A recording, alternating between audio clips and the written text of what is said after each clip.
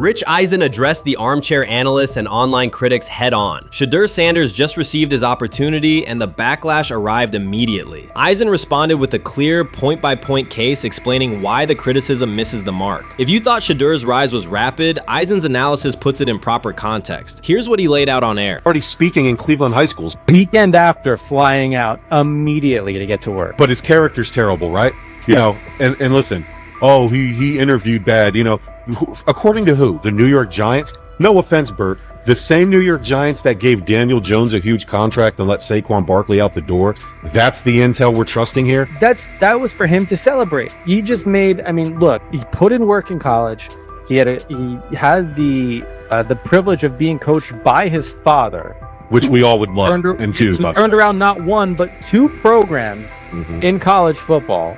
And then literally for any athlete, being drafted at the highest level is a success story in itself. Rich Eisen delivered a direct response to the critics. He addressed the online claims reducing Shedeur Sanders to Deion Sanders' son instead of evaluating him as a quarterback on merit. Eisen challenged those assumptions and refocused the discussion on performance, preparation, and opportunity. Say Kenny Pickett had strained his hamstring.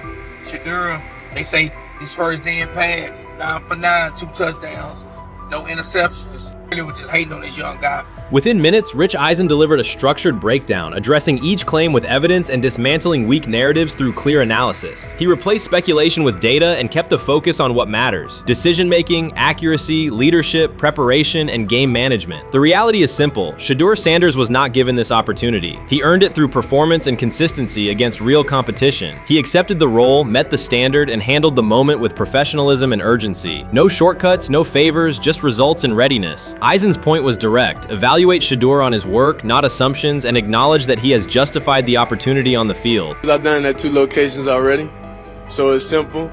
So that's why when people say I'm not, you know, one of the top quarterbacks or the top quarterback, because what are y'all going based off of? Because I did it year after year after year, and you see the progression. So it's like, obviously it got to be some type of external hate that you have for the family, for the last name, for anything, because I know I proved myself. While many were still debating whether he was NFL ready, Shedeur Sanders stepped onto the practice field and operated like a clear QB1, setting protections, controlling tempo, and executing the plan. The narrative that he is just flash, media attention, or his father's influence does not hold up against his work in installs, progressions, and situational drills. What he showed was composure, efficiency, and command of the offense. He processed quickly, protected the football, and delivered on-time throws, demonstrating preparation and control. I'm a firm believer. If I wanted Shedeur Sanders at 2, at worst at 33, of course I already think that he's better than other quarterbacks. Because that's the type of talent, that's where I would have picked him at.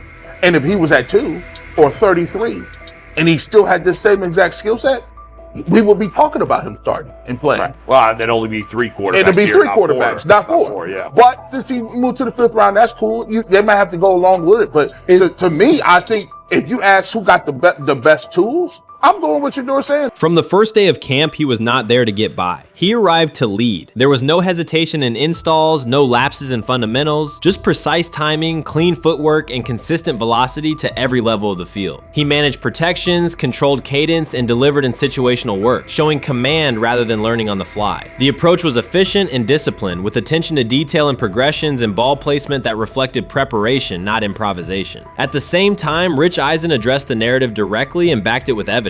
He laid out clips, context, and performance markers to cut through speculation. Eisen emphasized that Shedeur Sanders did not step into this moment because of publicity. He built toward it through sustained work, resilience, and results. The background, media readiness, high football IQ, and a professional approach was developed over years, not days, and it translated to immediate operational control of the offense. The resistance came from familiar places. Some in the traditional guard still framed mobile quarterbacks as limited and expected the nepotism label to define him. That view did not hold up against what was on the field: composure under pressure, secure decision-making, accurate throws into tight windows, and consistent execution in red zone and 2-minute sequences. Eisen's point was clear: evaluate Shedeur Sanders on performance and readiness. The evidence shows he earned the opportunity and is meeting the standard with accountability and consistency. Yeah, teams didn't draft him because they didn't think he was first-round talent. And the quote we played and that's on the screen, I think is flatly wrong. We all know this shouldn't have happened. Yes, it should have. It should have happened because this wasn't. Now, again, teams can be wrong. The league as a whole can be wrong. Hell, the Baltimore Ravens drafted a 25-year-old tight end before they drafted Lamar Jackson in the same draft. The die is not cast on who Shedeur Sanders. He stated it plainly. This is not a celebrity appearance. This is a quarterback with pocket presence, leadership, and decision-making that stands on its own. You either show it or you settle into a backup role. Shedeur Sanders is not auditioning. He is establishing himself as the starter. When the opportunity arrived, whether through injury, trade, or depth chart changes, Shedeur was prepared and delivered. He did not hesitate. He executed the offense and finished drives. As others tried to catch up to what they were seeing, Rich Eisen reinforced the same message he has been repeating: evaluate the work. Camp reports have been consistently positive, but the important shift is how the performance is being received. Casual attendees who came to observe left talking about Shedeur's command and poise. Detailed observers focused on his pre-snap reads, protection checks, and audibles, highlighting the mechanics, timing, and ball placement that support efficient, controlled play. That's exactly what he says. I'm told the footage of Shedeur Sanders meeting with the Giants is so bad that both the Browns and the Sanders family have threatened legal action if it is published. The New York Giants have released audio from their draft interview with Shedeur Sanders, and the disclosure has drawn intense public reaction. Fans want to know whether Sanders made critical remarks and why the Giants shared material that should have remained confidential. The situation revolves around an open microphone, contentious comments, and the broader implications of the leak. The New York Giants published a brief, edited segment from their interview with Shedeur Sanders and withheld the remaining footage. Observers are debating whether this was a strategic public relations decision or an attempt to discredit him. The team has offered no additional explanation, and many fans view the limited release as inadequate and potentially misleading. They are demanding full transparency and accusing the organization of orchestrating a negative narrative. While criticism of Sanders is vocal, his supporters are responding with equal intensity. There was another team that he sat down with. What do you mean it didn't go well after that? So, he was pissed that they did that to him. They did that to him. He counter-confronted the them. same thing they do to every other quarterback prospect. They did that to him. They slide in a mistake to see if you catch it. Right. And so because you're the quarterback. But he didn't take it as a correction. He took it as like he got pissed off. Yeah, and it's like so here's another one. So another one was, he throws a bad interception, and it was a deep throw early in the game, and he comes back and they go in the meeting, they show the interception. The Giants have released only a brief excerpt of the interview and are refusing to share the rest. Their decision has drawn criticism across TikTok, X, and Facebook, where many see it as a poorly handled public relations move. Fans are calling for the full recording to be published so the situation can be judged in its entirety. The GM is on film that the son, they asked the son last draft, yo, who you think I should pick? His son like, yo, you need to get the Jaden Daniels, big. This is what his son, it's on tape. You should go Jaden Daniels. He laughing at his son. And all right, cool, get Jaden Daniels. I don't even know how that tape got out. I wouldn't have let the shit get out. Shedeur Sanders appears unfazed by the situation. Although the Giants suggested he was more hype than substance, their handling of the interview has instead elevated his visibility. Analysts across major sports outlets are now discussing him more than before, keeping his name prominent in the news cycle. New York Giants, where these tapes at? You hear me? Because if Shedeur Sanders was so unprofessional, y'all would have leaked the tapes for the whole world could see, right? Cause understand, it's a lot of he say, she say. But one thing I do know, as a young black man growing up in this world, being straightforward and not sugarcoat anything. The Giants' PR team appears to reject Sanders' family connection outright, a decision many view as unprofessional and lacking nuance. Internal discussions seem to have dismissed quarterbacks with prominent relatives as poor fits for the organization, revealing limited awareness of public perception. The response was swift. A single edited clip ignited widespread debate on social media, with fans asking why essential segments were held back and what the team might be hiding. Critics argue that if the full interview contains nothing damaging, the club should release it in its entirety. Online discussion intensified immediately and continues to gain momentum. What they do during the film and the combine and the meetings is teams will install mistakes intentionally planted in the install, and they want you to catch them. Shedeur didn't, and when a coach called him out, once again, it didn't sit well. It's like, bro, there's not many teams needing quarterbacks, especially since Pittsburgh appears to have a deal with Aaron Rodgers and Tennessee's getting Kale Moore. The Giants' decision to withhold the full interview has produced an unintended result. Instead of diminishing interest in Shedeur Sanders, it has intensified it.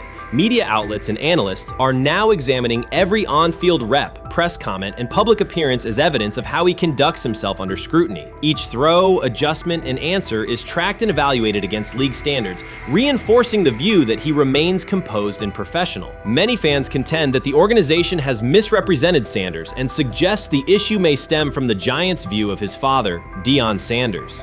They see the partial release as an attempt to raise doubts about his character by association. That perception has only made his profile more compelling. The discussion has shifted from whether he deserves a high draft position to how effectively he withstands sustained pressure. Sanders is now regarded not just as a talented prospect, but as a symbol of resilience, central to debates about transparency and organizational strategy. Even if the Giants eventually provide more context, the visibility they have created for him is unlikely to fade. The most fun yet the most difficult thing I cover and we cover all year long is not games, it's the NFL draft. Because I've said this many times, you get lied to for a month to 2 months up to it. And so often during the draft, and every few drafts, there's a guy that really falls, precipitously falls. This year it was Shedeur Sanders, it's been Aaron Rodgers, it's been Dan Marino. Every few years somebody falls a lot. And so, but those stories don't come out until like the fall. Criticism of Shedeur Sanders from within the Giants organization has become increasingly public. Team communications appear focused on casting him as an overhyped prospect, whose character should be questioned.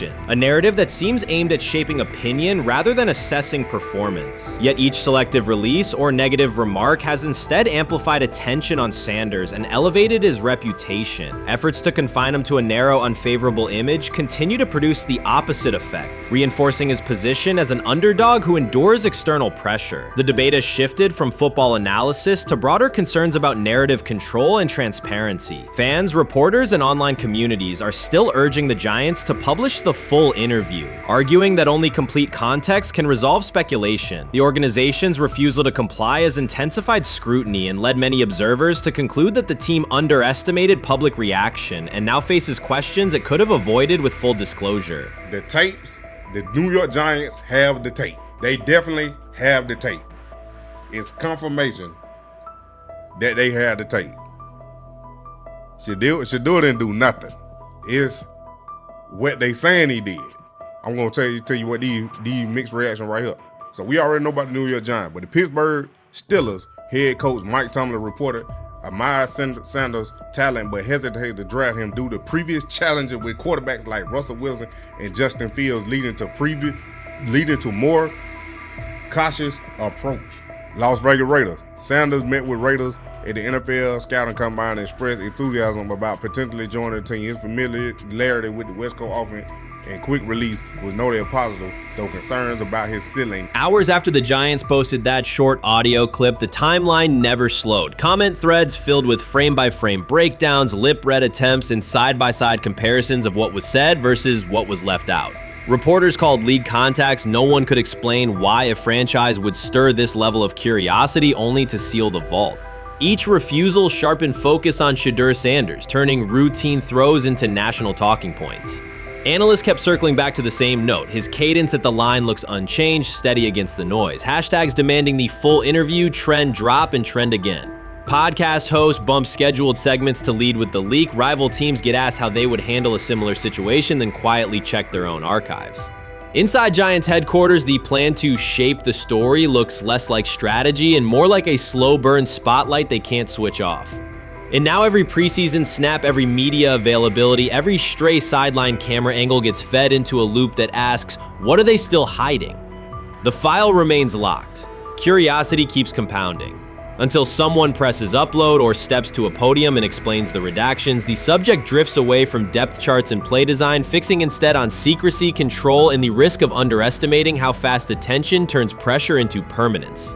Momentum isn't fading, it keeps recalibrating. louder, impossible to mute.